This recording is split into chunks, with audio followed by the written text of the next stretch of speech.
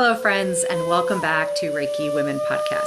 My name is Michaela Daystar, here with Bronwen Logan and with Carrie Varela to continue this ongoing conversation about the experiences of Reiki and life and all of the ways in which these things show up in our journey and hopefully in yours as well. So, we wanted to talk today about something that many of us have experienced as Reiki practitioners, but also many of you may have experienced in your own journey, your own vocational pathway, as you find yourself passionate about something. Perhaps it's a hobby or something that you do because you love it, something you do in your free time that really lights you up. Or possibly it's something that has contributed to your well-being or to your healing journey, such as the system of Reiki.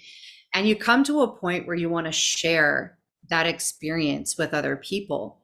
And as you begin to share it, you realize that you could be spending more of your time in this practice, in this thing that you love, sharing it with others, if it was also your work. And so perhaps you contemplate, or perhaps you take steps to shift your work or your business to being this thing that you love, being this hobby, this passion that you have been working with in your life. That's something that is very resonant for me. That's exactly what I did with the system of Reiki and some of the other practices that I work with. And what I've found is that there are incredible blessings and benefits and joys to making my passion my work. There's also some significant challenges to that. And we just felt that it could be of value to name those joys and challenges and to tease that out a little bit, to talk about some of the strategies that we've used to stay enlivened, to stay connected to the things that we're passionate about, even when they become our day-to-day work. So I'll open it up at that place and see what comes up for the two of you. Thanks, Michaela. Well, I guess thinking about this, I was thinking about what I feel about work. So what does that mean, for me? And in my life, I've done different types of work. When I first started working, actually, my first job, is job work. Now, these are all different definitions of things, aren't they? But my first job was in a toy store, and I had to pack the shelves in a little toy store. And I remember being very bored at the age of, I don't know, 14, 15, something like that. Then I went to McDonald's and on the weekends when I was at school, and emptied the bins. And I remember going out the back, emptying the bins and crying because I hated it so much. But what did I love about it? I loved the fact that I was actually making some money. So, it's interesting to see why we do things, and, and that was really important at that age, to have your own money, that, you could buy some clothes or whatever it was that made you an individual and independent to some degree. Excuse me. So, then I went on and I actually did follow my heart at that time in my life. And I studied performing arts, which was something that I always absolutely adored and loved. And I never thought I could do anything else but that. And I did do that for about I studied it, did it for about 5 years, and then I left that. So, it's interesting too, how we change and shift our passions in life. It's still a passion, but a different sort of passion, I guess. Yeah. And I find a lot of correlations between performing arts and the system of Reiki, in that a lot of it is about self-development, because you're looking into what people are about, and why we do things, and so and then I ended up, sorry about this, this is my CV, but it's not really.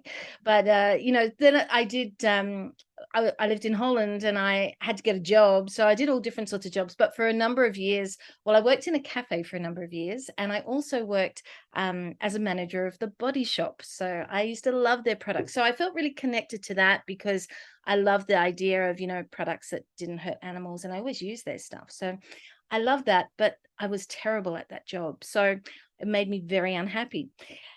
And then after that, I got into the system of Reiki. But it's interesting. I was just thinking about like looking back at all these things and why you do things and what work means. So financial security is obviously incredibly important when we think of work. Yeah. And community, so that we actually get on with the people and feel inspired and motivated.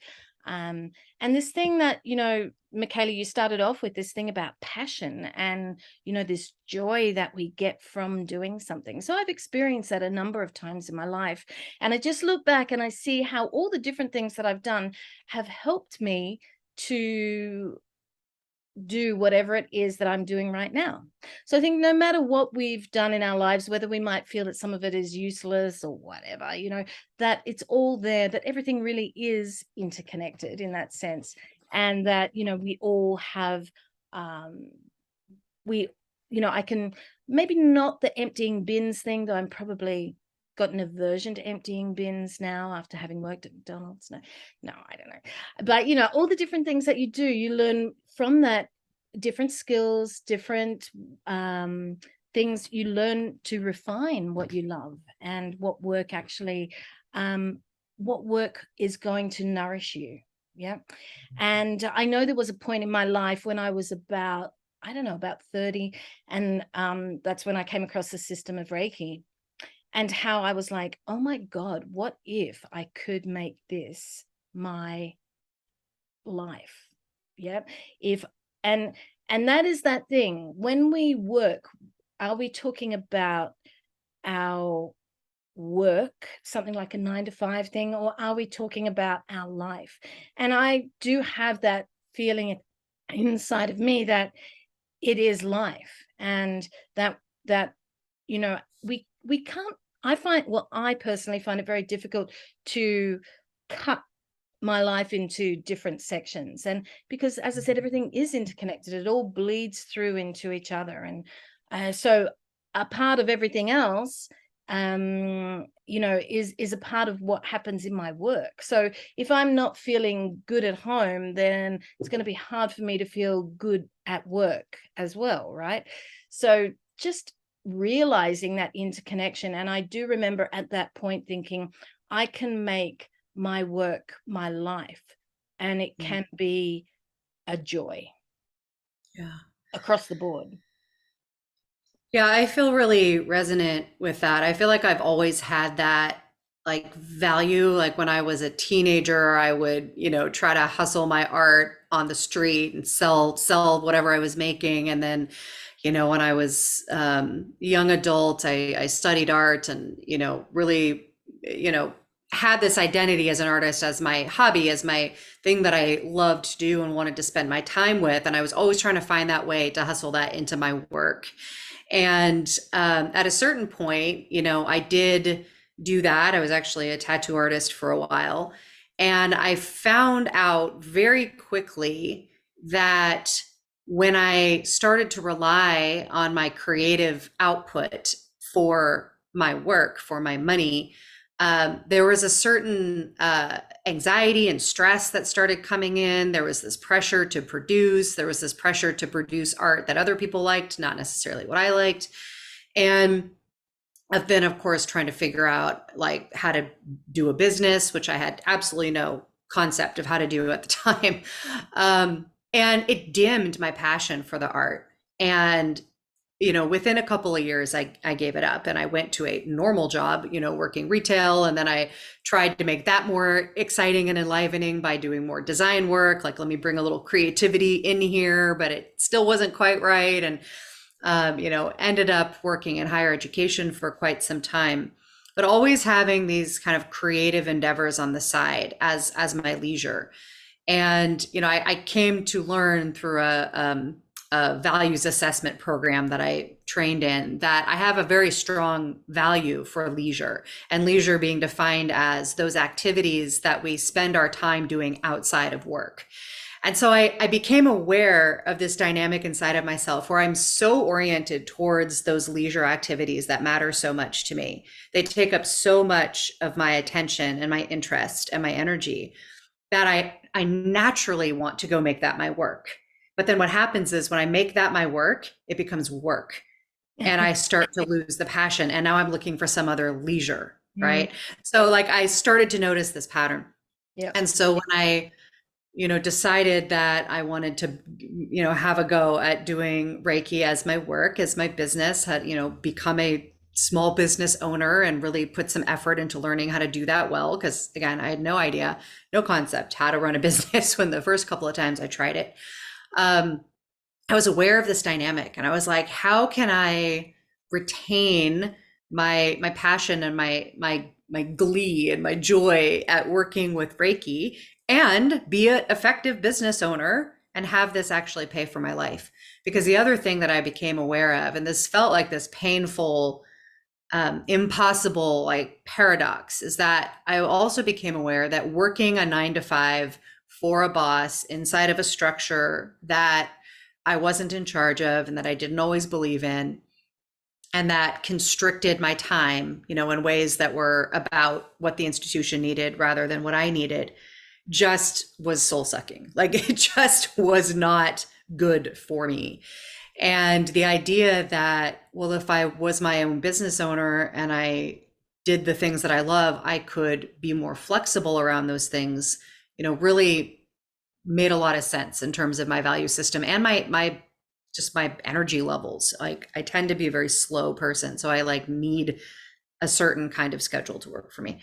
So it felt like this tension between like I don't actually do well in a 9 to 5 with my leisure on the side, but when I make my leisure my work, there's this dissatisfaction that like historically for me had been associated with that.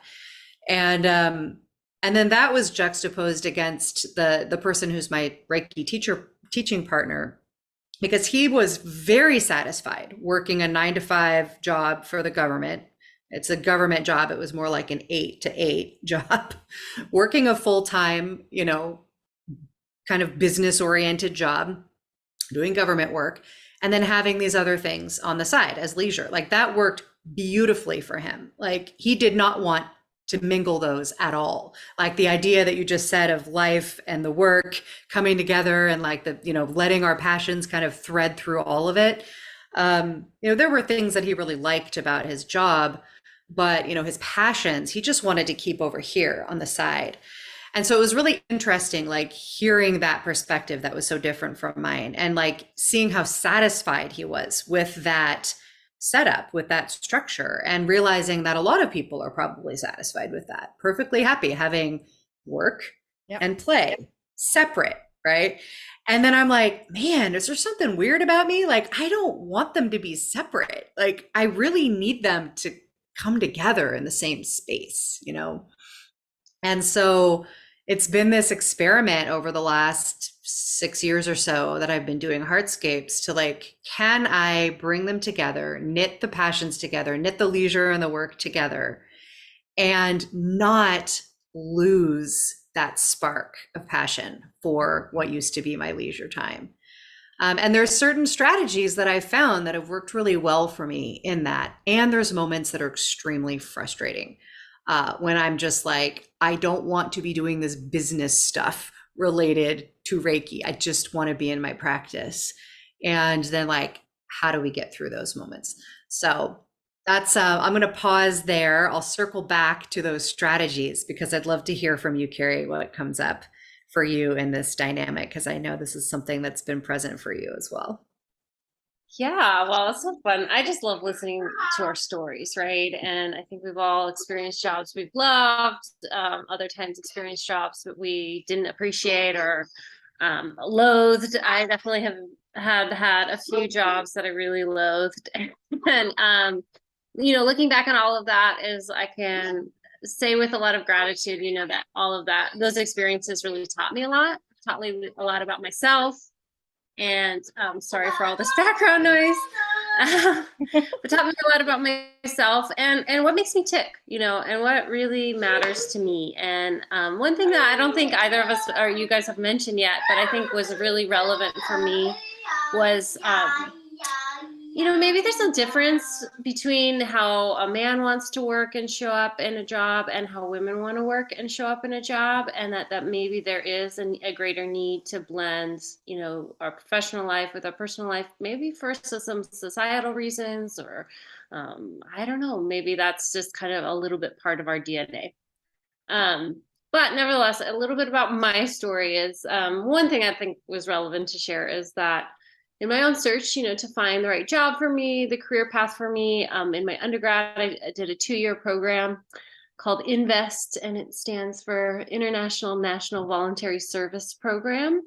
And it was a 2-year program where I did a lot of service learning and did basically became an AmeriCorps scholar and learned through experiences. And that's something that I really value so much. And even now, like, I look to find those opportunities to like go somewhere and learn something and like be in a container with other people and do it in community. Like, to me, there's no better way and no more life-giving way to learn and apply something in your life and give back.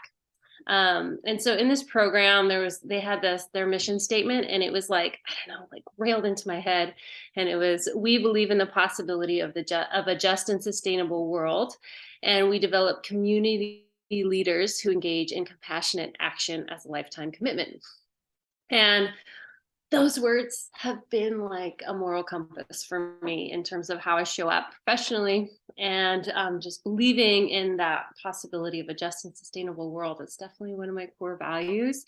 And in this program, like, I studied like all of these revolutionary leaders like Gandhi and MLK Jr. and just like took in this amazing message that a lot of these leaders said in different ways, but that you can be the change you wish to see in the world. And it really emboldened in me this like inner activist and this person who wants to make change, wants to make a difference in the world. And so for that reason, I feel like in many ways I am kind of like pigeonholed in some senses into like social justice, community action. And I don't say that, just, it's like, I feel like I was put into this position where I have to be in public. Like, I have to be in front of people. Like, that makes me feel like I'm kind of living these ideals. And maybe you could say it's like a social contract or sacred contract that somehow I signed by being a part of this program.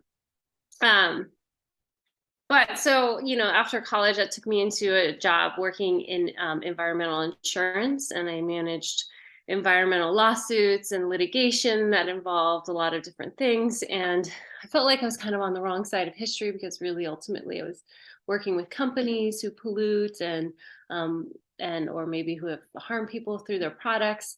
And that always felt like a little bit of a rub for me. And the other issue I really had was that I hated working in a cubicle. Literally, I hate it. It was like nails on a chalkboard for me. And I felt very confined. Anyway, so those are the long story short. And honestly, when I found Reiki, I think I've talked about it a little bit before. I felt very enchanted by it, but I felt like similar to both of you, that it just was something that I could bring into my life, and I can move mountains with Reiki, and I could share this powerful, potent, amazing energy with people, and in some ways fulfill that dream of transforming people's lives and transforming the world for a better, by doing the work of Reiki and yoga as well. And so those are a lot of the reasons why I chose this path and chose to blend it all together. And the more I learn about myself, the more I really become to understand that the path that I'm on is perfect for me. Although I do feel like I have a lot of wounding around choosing a career path that is so different. And I think sometimes I also feel it's always a struggle when both of these things are, yes, my passion. And I put a lot of my soul into the things that I do through Reiki and yoga.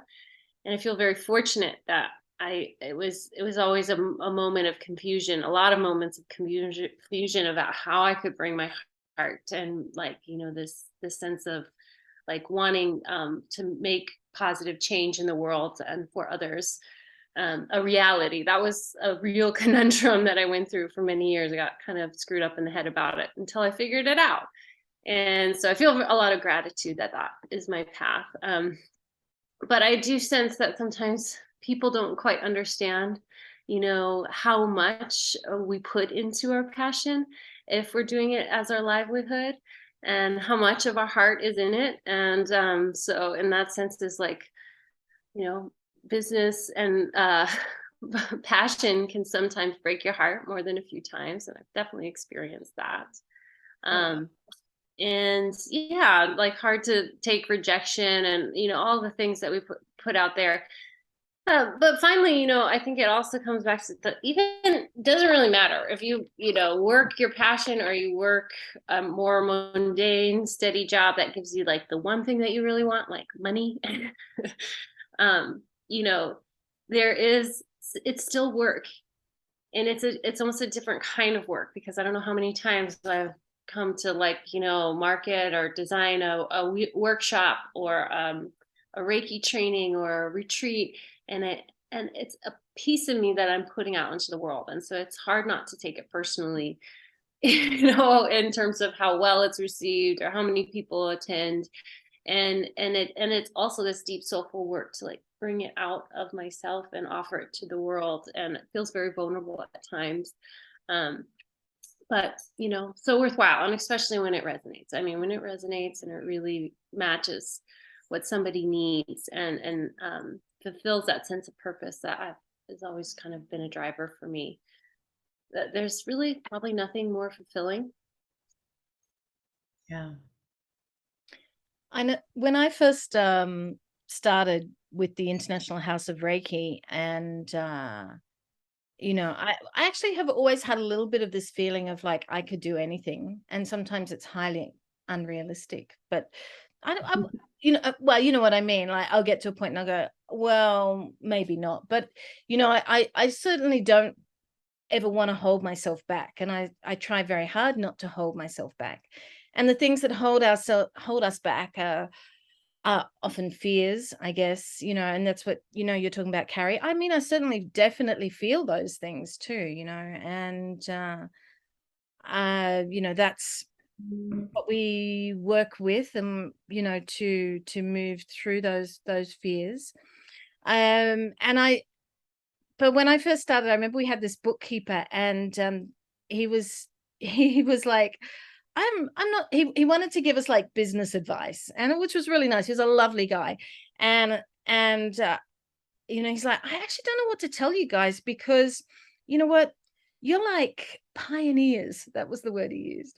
He said, you're like pioneers, I don't know anyone who does this sort of thing, or, there's no template out there for doing this sort of thing to make a living. Yeah. Sure, plenty of people doing it, doing their joys here, there, and everywhere. He said, but I can't give you a template that says this is the path that you need to take to be able to make this a success for you. And that was from a bookkeeper's perspective, obviously, but or an accountant, actually, he was. But I was just a laugh at that, because every time he'd come every year, and he'd go, wow, he just loved us because of the fact that we were trying to do something that he didn't really get. He couldn't understand, and he couldn't sort of work it out in his head how we managed to do that. And you talked about strategies, Michaela. My strategy has definitely been commitment, and totally realizing that, if you want to do something, you have to totally put yourself into it. And that might mean that other things have to move along with you. For example, I've got a child. I homeschooled because it was easier to homeschool than for I live a little bit out of the way, than for my child to go to school. So my child became a part of the business.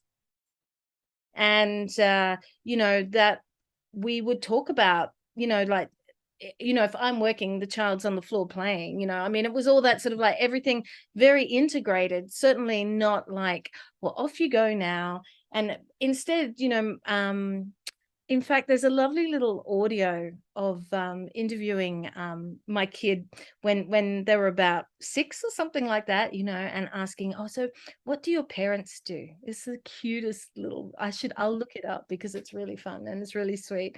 And, you know, just that whole thing of really bringing every aspect of my life together rather than splitting it off. And that was the only way I could see to make this work, because I think I needed the energy of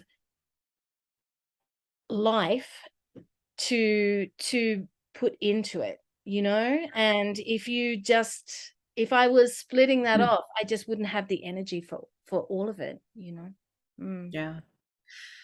Yeah, I love that. And I look forward to learning what the answer was that they gave to what their parents did for a living. It's just so cute. Just a 6-year-old's voice is cute. I just like to listen to it. Just remind you, you know, of that little person. So beautiful. Yeah. Yeah. I mean, you know, and the finding our own, you know, strategies for navigating this dynamic is, you know, really part of what I'm curious about and like inviting us into. And so I love hearing that for you, like total commitment to the work was part of that strategy, and integrating, you know, your child with the work, letting that be one and the same. Carrie, I love that we got to hear your little one in the background a minute ago, right? Right there with you in the midst of life. Here we are at work, you know, doing this podcast. And that, you know, variations of that have been really important for me as well. And then kind of on the other side of that dynamic, allowing myself to set boundaries around how I'm spending my time, because, you know, as a result of doing what I love, you know, if you make what you love your work, you'll never work a day in your life is the saying. But what happens is when you love it and then you do it all the time, then it becomes work. And so what I noticed in the first few years is that I was just doing it all of the time. And it would be like 11 o'clock at night. And I'm like, you know, doing my curriculum design and all of these things. And I wasn't putting any boundaries around it. And so I was treating it as both work and leisure at the same time, and not giving myself some space from it. And, you know, that truly, and I saw this when I was working in higher ed, working with students who were pursuing things that they were passionate about, that is just a recipe for burnout over time. At least it is for some folks. And it was for me. It was, you know, I got to a point where I felt that spark kind of dim, and I got a little resentful of like the time I was spending.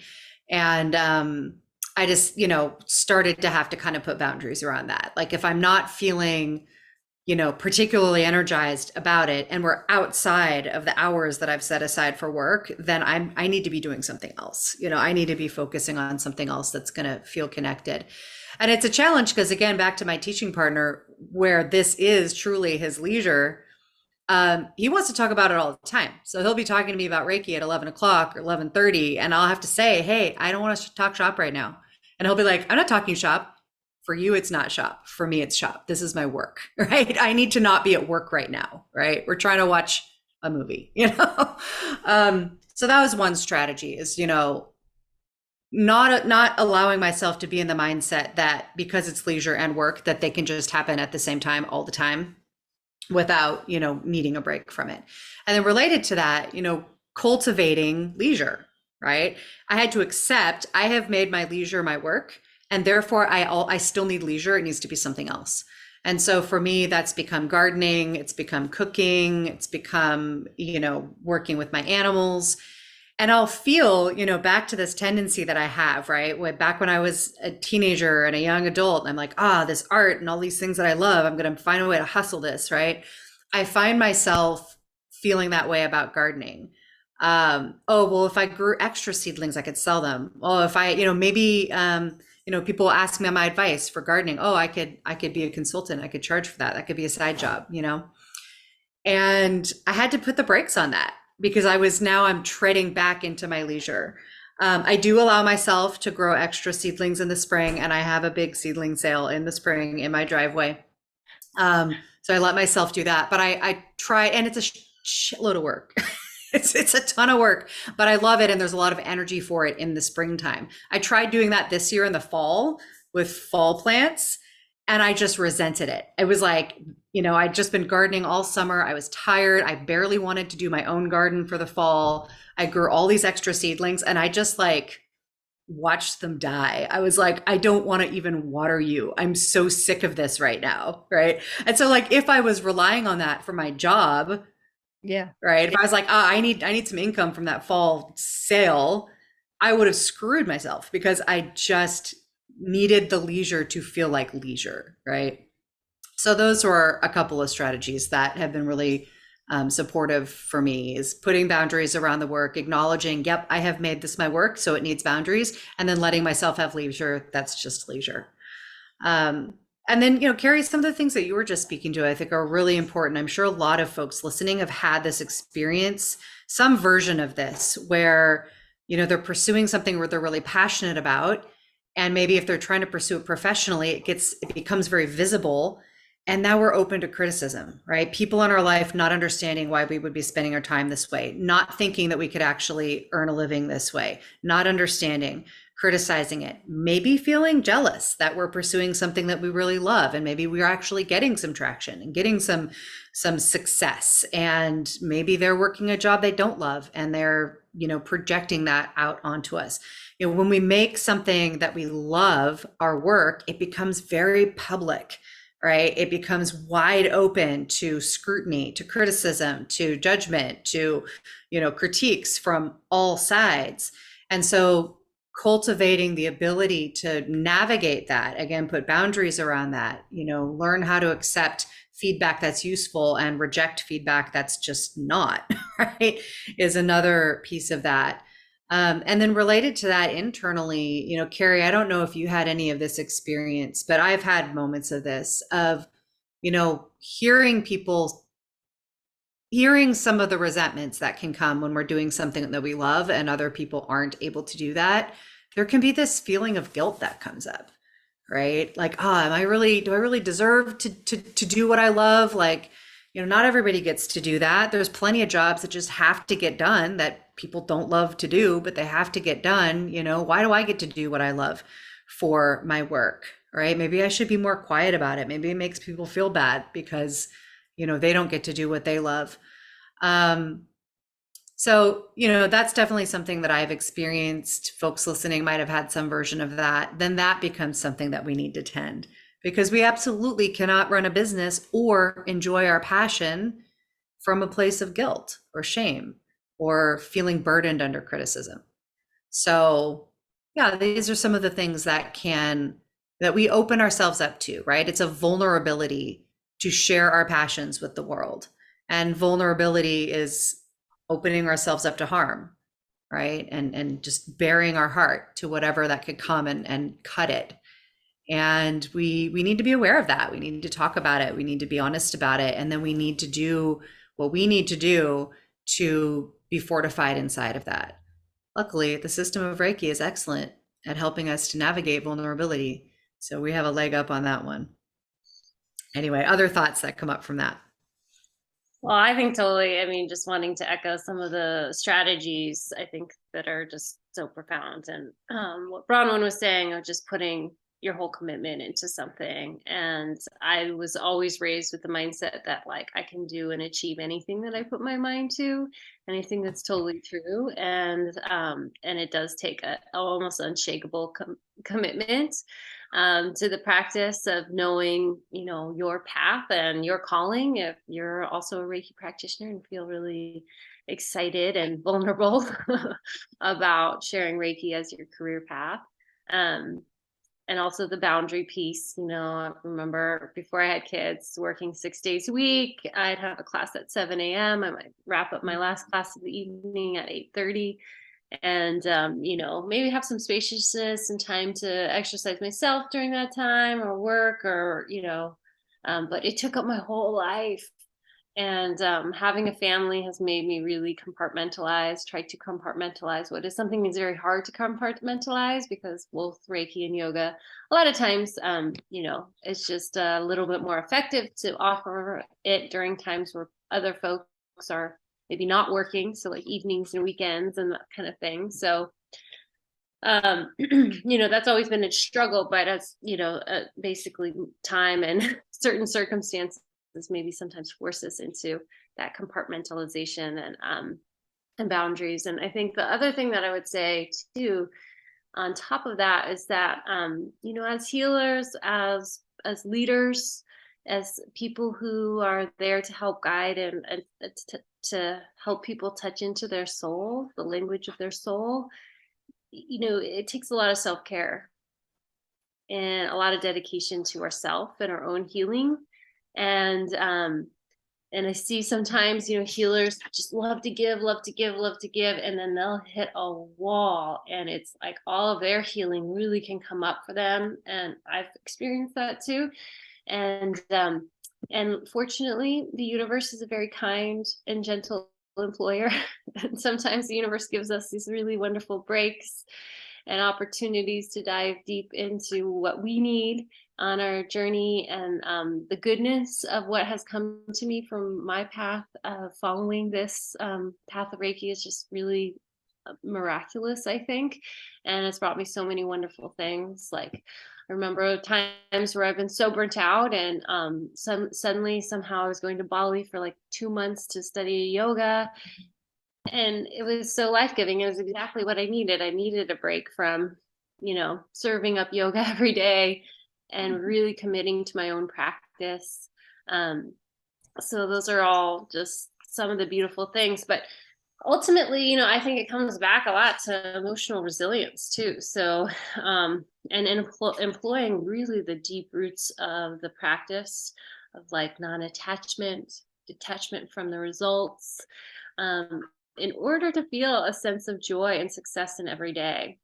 And I also recognize, that maybe the path of teaching and giving Reiki to others isn't for everybody who's been deeply moved by the practice of Reiki.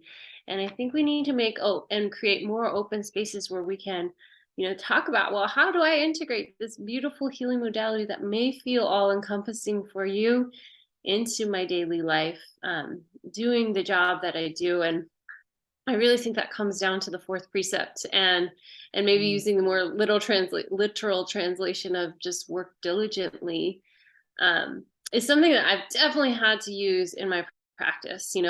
So times where I've like come up against my own block, like an emotional block around putting myself out there.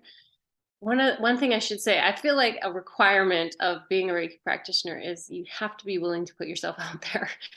And if you're not willing to do that, it's going to be a rough road for you, because you have to do it.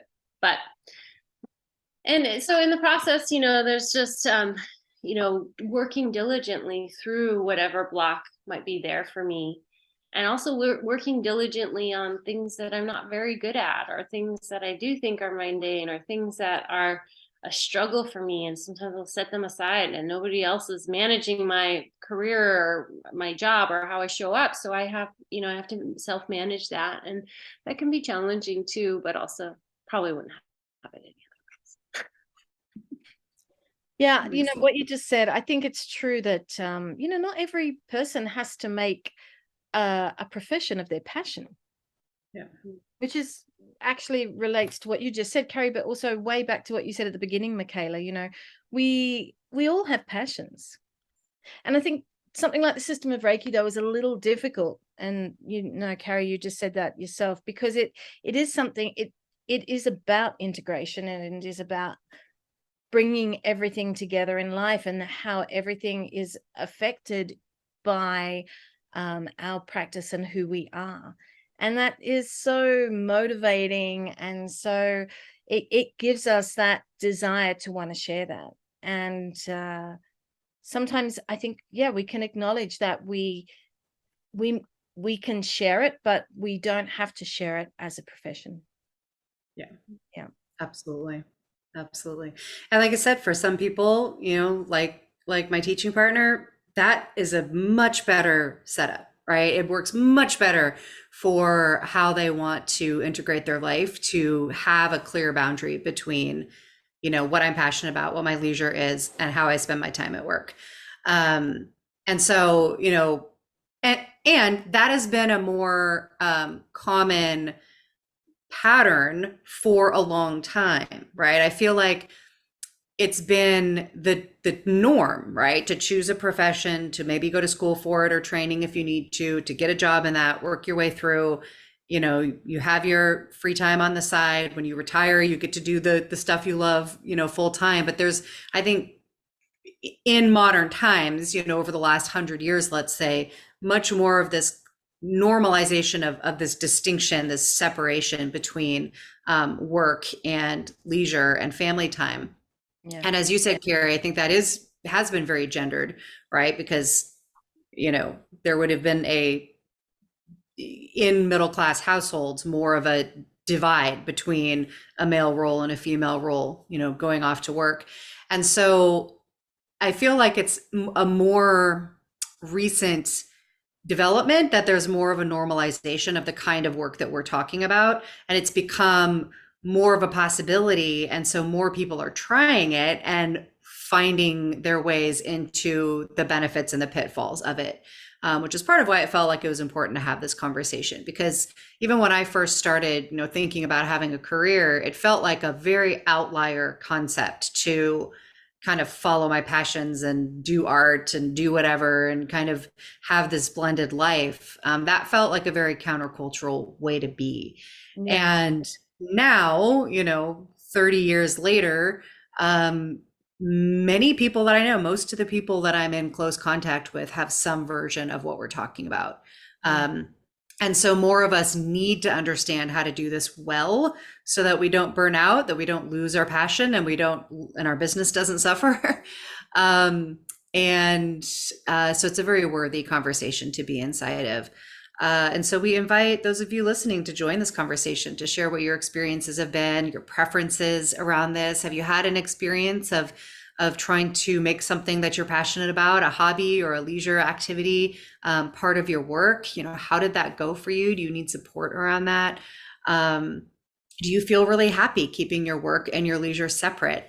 And do you feel really happy allowing your Reiki practice to be integrated into your life, whether or not it's related to your work at all? We would love to hear all about that in the comments below. Continue the conversation.